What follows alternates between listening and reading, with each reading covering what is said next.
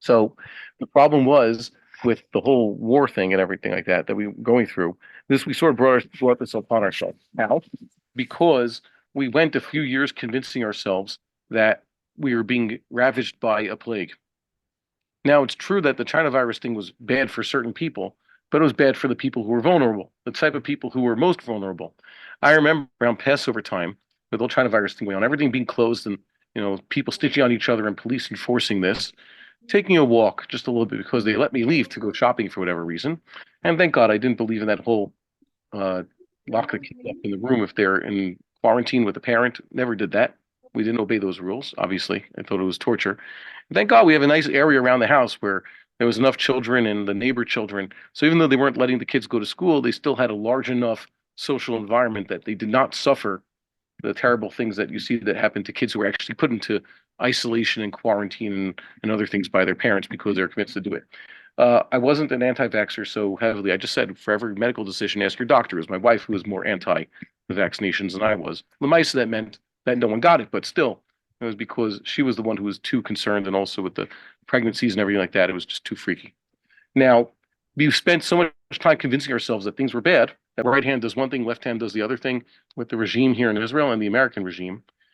If I didn't know better, you look at their actions. If I didn't know better, I'd say the American regime wants this war to just continue. Just like the wars. Just like all the other ones, yeah. So someone stands to benefit. They just want to. They're playing both sides. They're encouraging both sides just to continue. And the people here in Israel, they call them leadership. In Hebrew, someone said our manhigut here, our leadership class, and I corrected them. I said I wouldn't call them manhigut. I'd call them shilton. Shilton means the ruling class, the rulers. Tyrants would be rodan or a dictator. That's a rodan in modern Hebrew. Shilton just means they're the ruling authority. That's what Chazal used to describe, let's say, the Romans. When the occupying force, they're the Shilton. They're not leading us; they're just ruling over us. So it seems that they're up to, that they've created this miskinut. A little bit miskinut tochal ba'alechem. Miskinut means sort of poverty, but it's more like a state of mind. Okay, miskin is the person who doesn't have the money. It comes from the Aramaic. The miskin is the poor person. That's the way he acts.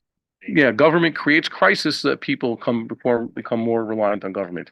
People reacting to what I said about not stoking hatred for Haredim last week. A lot of people think that I'm pro whatever Haredi political designs they have, and that couldn't be farther from the truth. Yeah, I'm pro-Jewish. But not only that, I don't believe in the Haredi political system and trying to just squeeze money out of everybody. That's kind of wrong. However, I think that the state, by and large, has basically fostered this.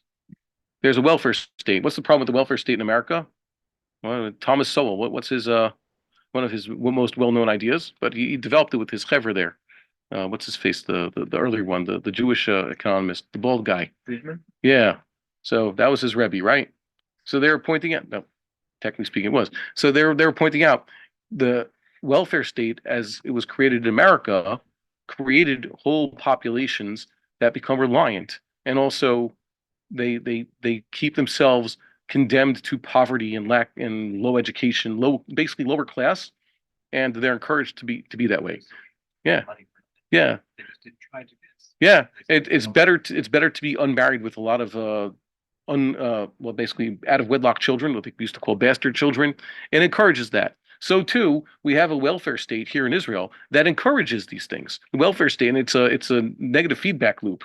Okay, so I think it's a bigger problem that goes beyond Haredism. But my point is that you shouldn't, and for those who didn't understand the first time, you can't pin the IDF's misfortunes, as they claim, entirely on Haredim not enlisting. That was the point. The IDF should first fix its own problems. That was all. Oh yeah, so we have to look out for everybody. We have to love everybody. The only people who perhaps we want to turn people against each other, not the citizens against each other. We're trying to unify. We're trying to get people to realize that it's the people on top who we all have to work against and replace them. That's what we're going for. So if I'm getting people, let's say, someone says, "Sinas chinam for government," one, they deserve it. It's not sinas chinam. Two, I'm not trying to get you to hate them.